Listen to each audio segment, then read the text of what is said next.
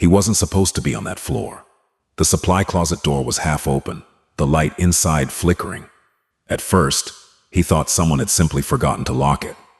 Then he heard the crying, quiet, controlled, the kind of sobbing that tries not to exist. When the mafia boss opened the door, he didn't see chaos. He saw a woman sitting on the floor, her uniform torn, her body shaking, her face turned away in shame. And that was when he understood. This wasn't an accident, this was something she had been surviving. Thaddeus Ravencroft had not set foot in the Sterling corporate tower in 6 months. Not because he didn't own it, he did. Every floor, every contract, every employee, on payroll. But men like Thaddeus didn't announce their presence. They moved through their empire like shadows, watching, listening, remembering. Tonight, he was dressed like everyone else. Dark pants, white shirt, no tie, a maintenance supervisor's badge clipped to his belt. No one looked twice. At 34 years old, Thaddeus had learned that real power didn't need a stage. It needed silence and patience.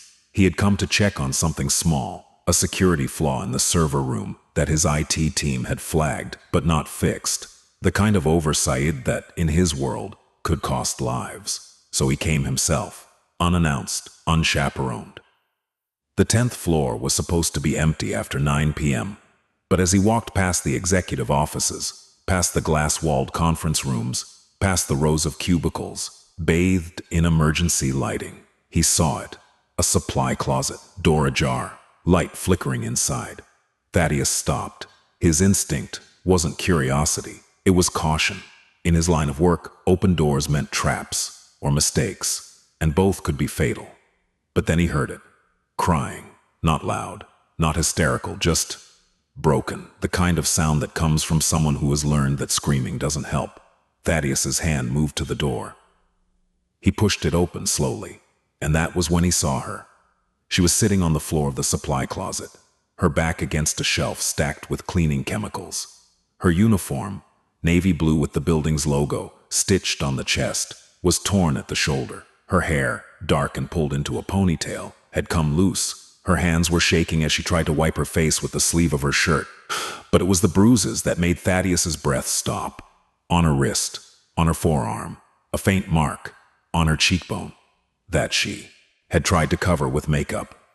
And when she finally looked up at him, her eyes were red, swollen, terrified. "I'm sorry," she said immediately.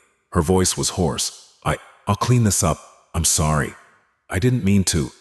Thaddeus didn't move. He didn't speak. He just stood there, his mind cataloging every detail. The way she pulled her knees to her chest, the way she avoided his eyes, the way her body seemed to fold in on itself, as if she were trying to disappear. This wasn't someone who had tripped, or fallen, or had a bad day. This was someone who had been hurt, repeatedly, and had learned to hide it. "What happened?" Thaddeus asked. His voice was calm, measured, not a demand, a question. She shook her head quickly. "Nothing, I'm fine, I need to finish my shift." She tried to stand, but her legs buckled. Thaddeus stepped forward instinctively, his hand reaching out. But she flinched, hard, like she expected to be hit. And that was when Thaddeus understood. This wasn't about what had happened tonight. This was about what had been happening for a long time.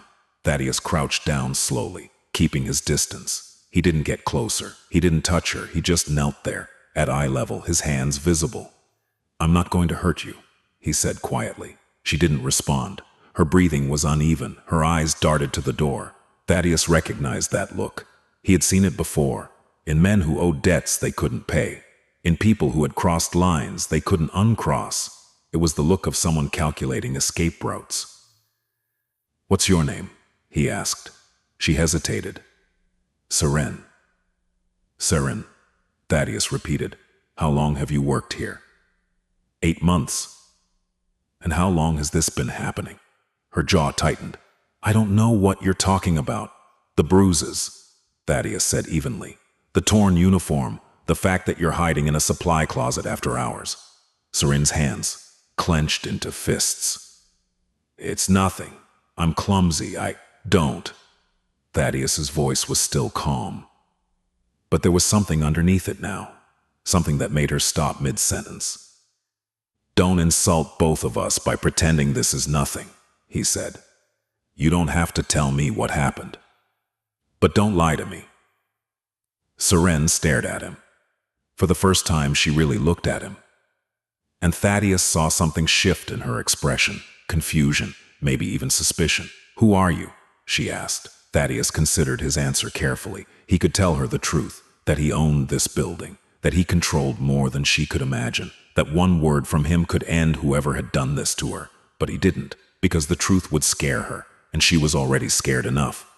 Someone who's going to make sure this doesn't happen again, he said instead. Seren's eyes filled with tears.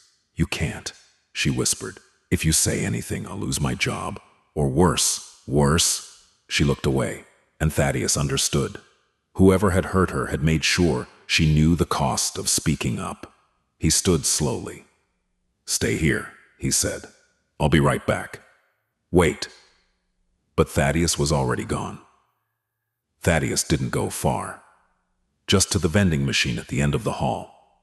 He bought a bottle of water, a pack of crackers, and a small first aid kit from the maintenance office.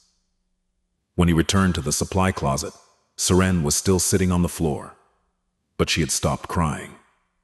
Her expression was blank now, numb. Thaddeus set the items down beside her. Drink this, he said, and eat something if you can.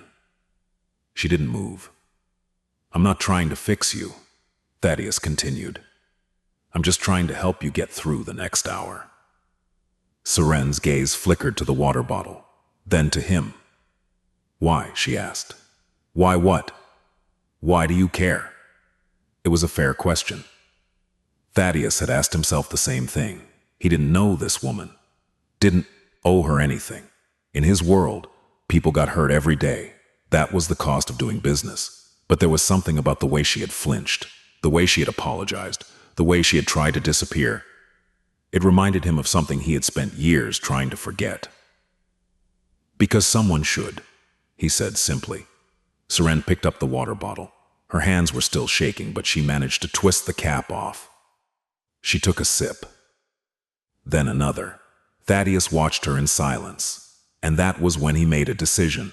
He was going to find out who had done this, and he was going to make sure they never did it again. I need to ask you something, Thaddeus said after a few minutes of silence. Seren looked up at him warily. Who did this to you? She shook her head immediately. I can't tell you that. Can't or won't. Both. Thaddeus leaned against the door frame. If you don't tell me, I'll find out anyway. Then why ask? Fair point. Because I want to hear it from you, Thaddeus said. Because you would deserve to say it out loud. Seren's throat worked as she swallowed. It doesn't matter, she said finally. Even if I told you, nothing would change. People like me, we're replaceable. People like you. Janitors, cleaners, the invisible ones. Her voice was bitter now. We don't have HR complaints. We don't have lawyers. We have jobs we can't afford to lose.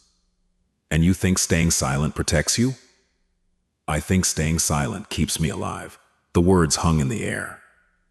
Thaddeus had heard variations of that sentence before. In his world, fear was currency, and someone had clearly taught Seren that her silence was worth more than her safety. When did it start? He asked. Seren closed her eyes. 3 months ago. What happened 3 months ago? I saw something I wasn't supposed to see. What? She shook her head again. I can't. Please. Just let it go. Thaddeus studied her. Every instinct told him to press harder, to demand answers, to use whatever leverage he needed to get the truth.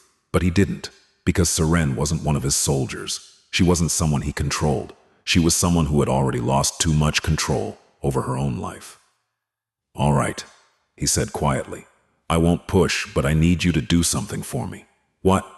Go home tonight. Lock your door. Don't come back to this building until I tell you it's safe. Seren's eyes widened. I can't just not show up. They'll fire me. They won't. How do you know that? Thaddeus held her gaze. Because I'm going to make sure of it. There was something in his voice, something that made Seren believe him, even though she had no reason to. Who are you? she asked again. Thaddeus almost smiled. Someone who keeps promises. Thaddeus escorted Seren to the parking garage. She had protested at first, insisted she could walk herself to her car. But he had simply started walking, and she had followed. The garage was nearly empty at this hour, just a few scattered vehicles under the fluorescent lights. Seren stopped beside a small Honda with a dented bumper and a cracked taillight. "This is me," she said. Thaddeus waited as she unlocked the door. "Seren," she turned.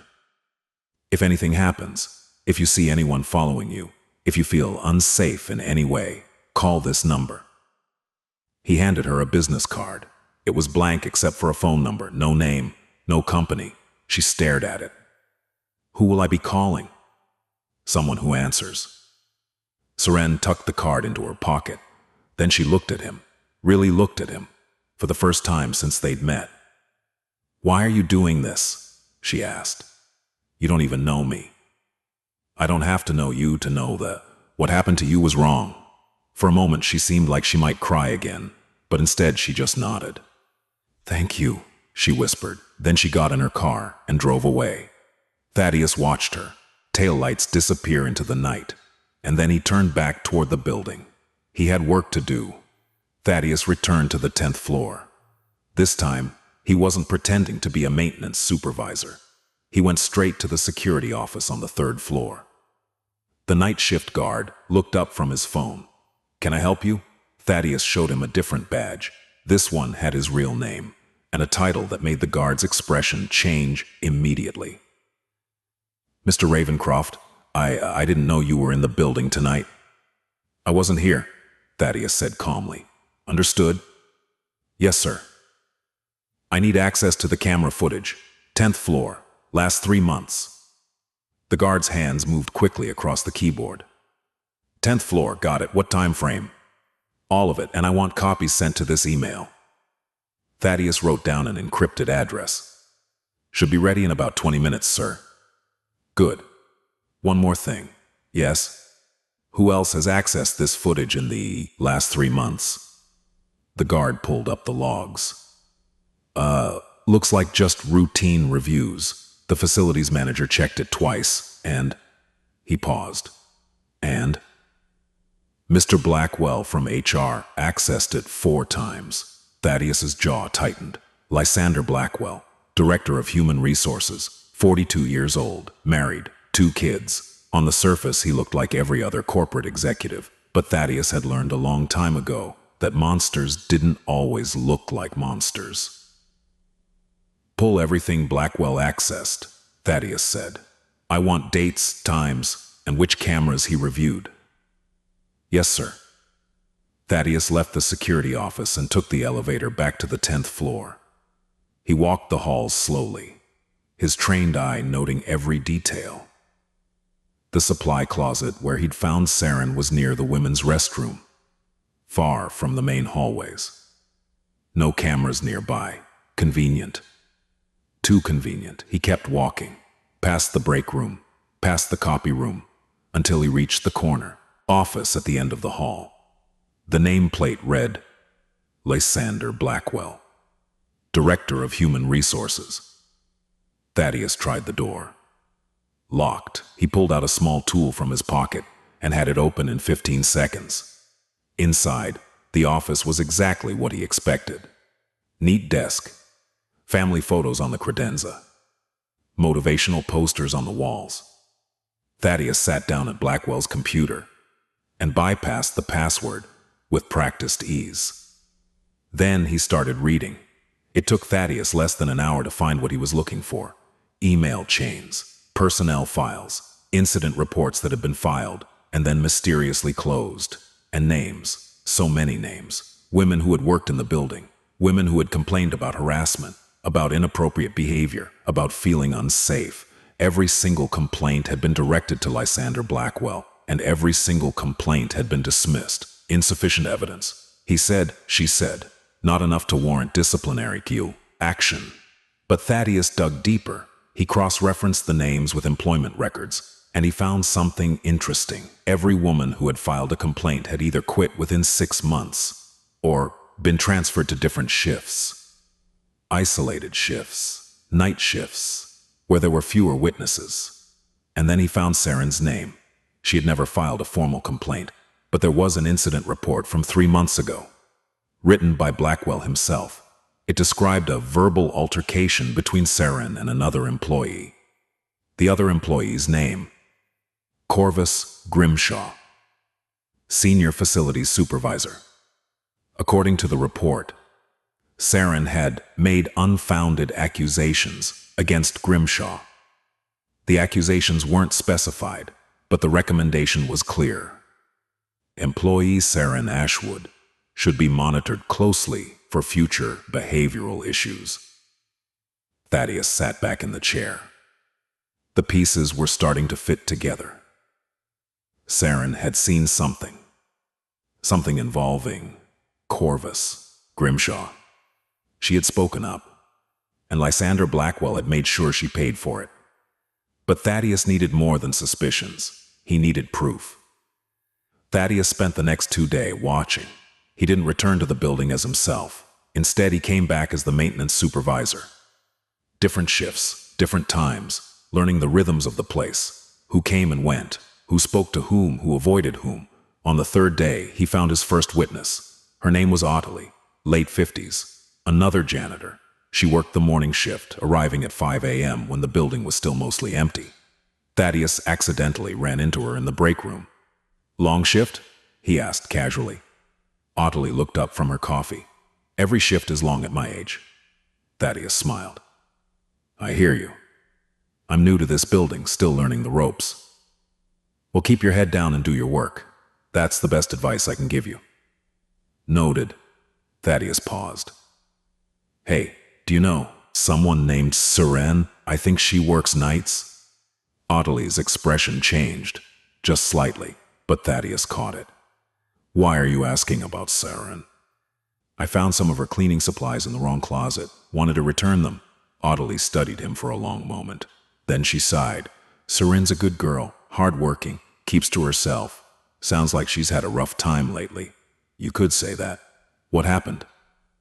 Ottilie set down her coffee cup. "You really new here?" "Yeah."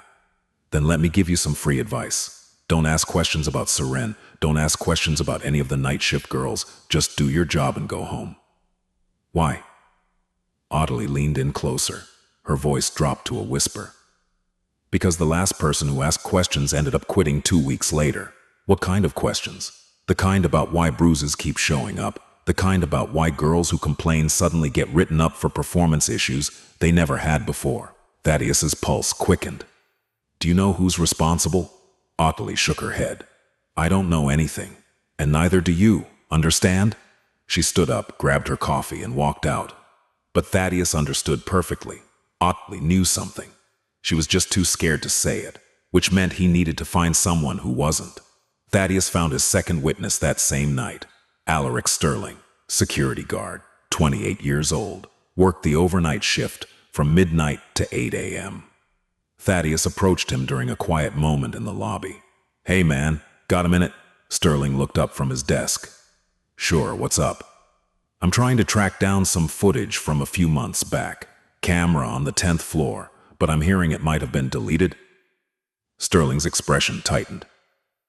"Who told you that?" "Does it matter?" "Yeah, actually, it does." Thaddeus leaned against the desk. "Look, I'm not trying to get anyone in trouble. I'm just trying to figure out what happened to someone." "Who?" "A janitor named Saren." Sterling's jaw clenched. "You might need to drop this." "Why?" "Because people who ask about Saren end up regretting it." "I'm not worried about regrets." Sterling stood up. He was a big guy, 6'2", maybe 220, but Thaddeus didn't move. "Listen to me carefully," Sterling said. "I like this job. I need this job. And I'm not about to lose it because some new guy wants to play hero. I'm not asking you to play hero. I'm asking you to tell me the truth." "The truth?" Sterling laughed bitterly. "The truth is that bad things happen in this building, and the people who try to stop them either quit or get fired. So unless you want to join that list, I suggest you mind your business." He sat back down. Conversation over. Or so he thought. Thaddeus pulled out his phone. He opened a photo, and he showed it to Sterling. It was a screenshot from Blackwell's computer, an email chain between Blackwell and Grimshaw. The subject line read, "The Seren situation." Sterling's eyes widened. "Where did you get that? Does it matter?" Sterling stared at the screen. His hands were shaking. "If Blackwell finds out you have that, he won't. Unless you tell him." "I'm not telling him shit." "Good. Then tell me what you know." Sterling rubbed his face. "Man, you don't know what you're getting into." "Try me." Sterling looked around to make sure they were alone. Then he spoke. "Seren saw something she wasn't supposed to see," Sterling began. 3 months ago, late night, she was cleaning the executive floor when she heard a woman crying in one of the conference rooms. Thaddeus listened without interrupting. She opened the door to check if someone needed help, and she found Grimshaw with one of the other janitors, a girl named Elowen. Elowen was crying, trying to leave. Grimshaw was blocking the door. Sterling's voice was tight with anger. Seren told him to leave. Elowen alone. Grimshaw got pissed, told Seren to mind her business, but Seren didn't back down. She helped Elowen get out of there. And then, Elowen quit the next day, just didn't show up, didn't answer her phone, gone. And Seren tried to report it, but she made the mistake of going to HR, to Blackwell. Thaddeus's fists clenched. "Let me guess, Blackwell swept it under the rug." "Worse, he told Grimshaw about it, and Grimshaw, he's connected. His brother-in-law is on the board of directors, so Blackwell made sure Seren looked like the problem." "How?" "Wrote her up for false accusations, moved her to the night shift where there are fewer people around, made sure everyone knew she was a troublemaker." "And Grimshaw?" Sterling's expression darkened. "Grimshaw started showing up on her shift, following her, cornering her in empty hallways, making comments, touching her when no one was looking. And Blackwell knew about this. Of course he knew. Seren tried to report it again. Blackwell told her if she made another complaint, she'd be fired for harassment." "Harassment?" "Yeah, against Grimshaw. Can you believe that shit?" Thaddeus could, because he had seen this playbook before. Not in corporate America, but in his world. The way powerful men protected each other. The way they weaponized systems designed to protect people. The way they made victims feel like criminals.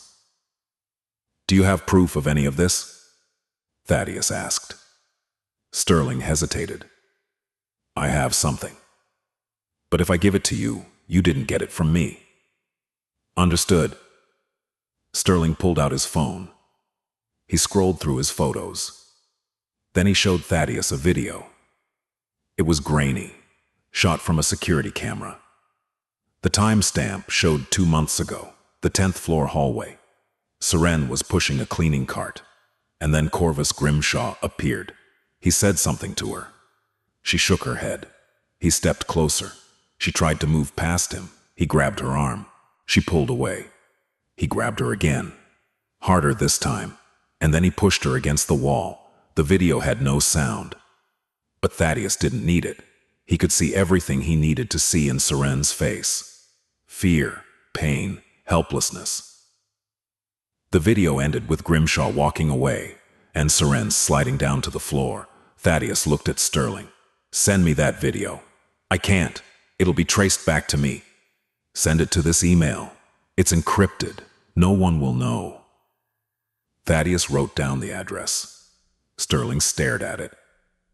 "If I do this, if Blackwell finds out, he won't find out. And even if he does, he won't be in a position to do anything about it. What's that supposed to mean?" Thaddeus's expression was cold. "It means I'm going to make sure Corvus Grimshaw and Lysander Blackwell never hurt anyone again." Thaddeus spent the next 72 hours compiling evidence. He had Sterling's video. He had Blackwell's emails. He had the personnel files showing the pattern of dismissed complaints. He had statements from Ottilie, carefully documented through a third party so she couldn't be traced. And he had security footage from 4 other incidents involving Grimshaw and different employees. All of it pointed to the same conclusion. Corvus Grimshaw was a predator, and Lysander Blackwell was his accomplice. But Thaddeus didn't want just to expose them. He wanted to destroy them. Completely, permanently. so he reached out to someone he trusted. A lawyer named Muriel Frost. She specialized in employment law, and she owed Thaddeus a favor. They met in a coffee shop 3 blocks from the Sterling building. Muriel arrived with a briefcase and a grim expression. "I reviewed everything you sent me," she said without preamble. And you have enough to bury both of them, criminally and civilly. Good. But there's a problem." "What problem?" "The victims. The women Grimshaw harassed. Most of them are gone. They quit.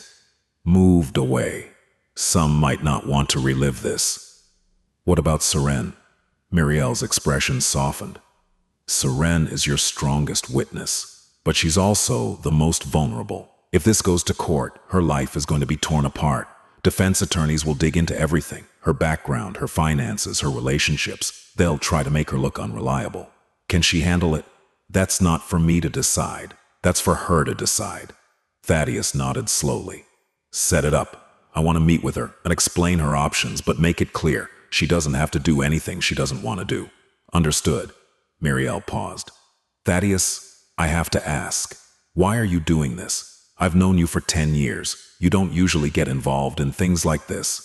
Thaddeus looked out the window at the people walking by, living their lives, unaware of the violence hiding in plain sight. "Because someone has to," he said finally. Muriel smiled slightly.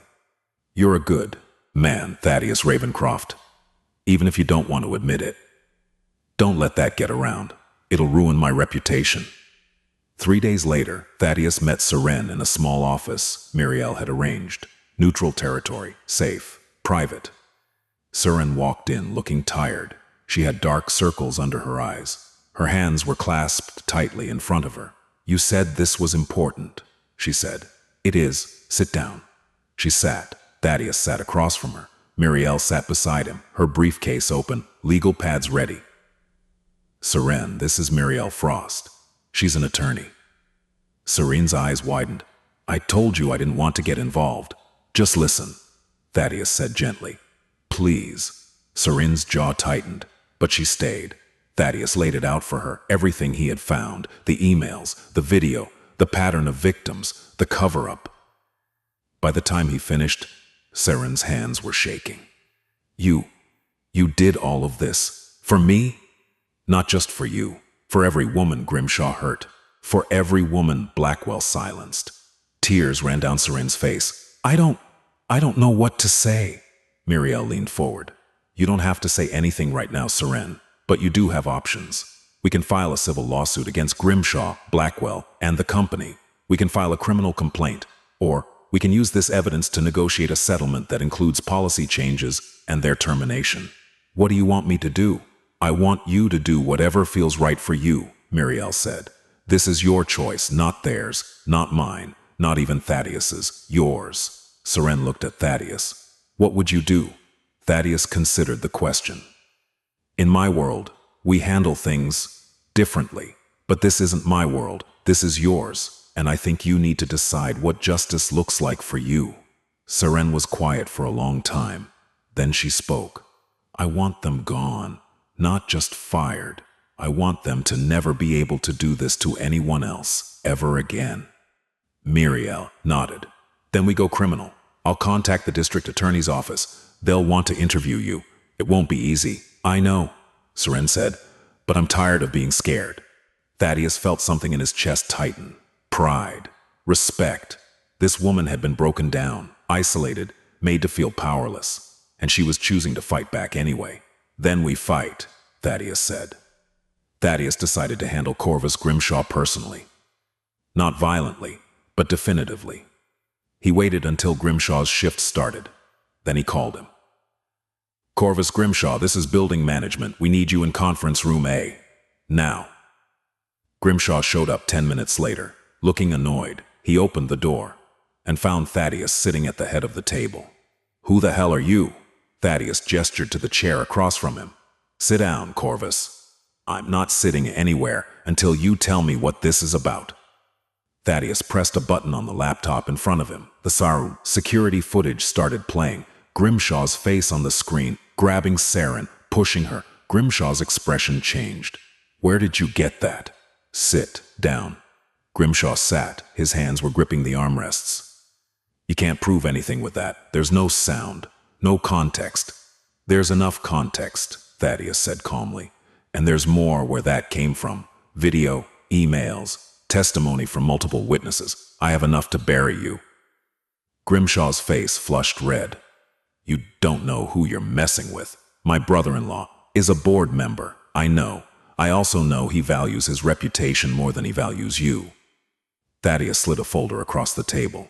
This is what's going to happen. You're going to resign. Effective immediately, you're going to sign a statement admitting to harassment and acknowledging that you are voluntarily leaving to avoid criminal charges. And if I don't, then I hand everything I have to the police, and you'll be arrested for assault, harassment, and intimidation. You'll spend years in court. Your name will be in every newspaper. Your family will know exactly what kind of man you are. Grimshaw's hands were shaking now. You can't do this. I already did. Thaddeus stood. You have until tomorrow morning to sign. If you don't, I'll assume you're choosing option 2. He walked to the door, then stopped. One more thing, Corvus. If you ever come near Seren again, if you so much as look at her, I won't go to the police. I'll handle it my way. And trust me when I tell you, you don't want that. Thaddeus left. Behind him, Corvus Grimshaw sat in silence, knowing he had lost. Lysander Blackwell was harder to crack. He was smarter, more careful, but Thaddeus had something Blackwell didn't know about. The board of directors. Thaddeus arranged a private meeting with the chairman, an elderly man named Hadrian Whitmore, who had built the company from nothing and had zero tolerance for scandal. Whitmore listened to everything Thaddeus presented. The emails, the pattern of dismissed complaints, the cover-up. When Thaddeus finished, Whitmore's face was stone. How long have you known about this? Less than 2 weeks. And you're bringing this to me now because I believe in giving people a chance to do the right thing before I make them. Whitmore leaned back in his chair. If this goes public, it'll destroy us. With respect, sir, keeping it quiet will destroy you. This isn't going away. The evidence exists. The victims exist. The only question is whether your company handles it internally or waits for a lawsuit to force your hand. Whitmore was silent for a long moment. Then he picked up his phone. Get me Lysander Blackwell, now. Blackwell arrived 20 minutes later. He walked into Whitmore's office with confidence. That confidence evaporated when he saw Thaddeus. Mr. Whitmore, I wasn't aware we were having a meeting. Sit down. Lysander. Blackwell sat. Whitmore slid the folder across the desk. Read that. Blackwell opened it. His face went pale. Sir, I can explain. I don't want explanations. I want your resignation. What? Mr. Whitmore, this is you enabling a predator. This is you silencing victims. This is you putting this company at risk to protect a man who should have been fired years ago. I was trying to avoid litigation. You were trying to avoid doing your job. Whitmore's voice was ice. You have 1 hour to clean out your desk. If you're still in this building after that, security will escort you out. And if you try to fight this, if you try to smear any of these women, I will personally make sure you never work in HR again. Understood?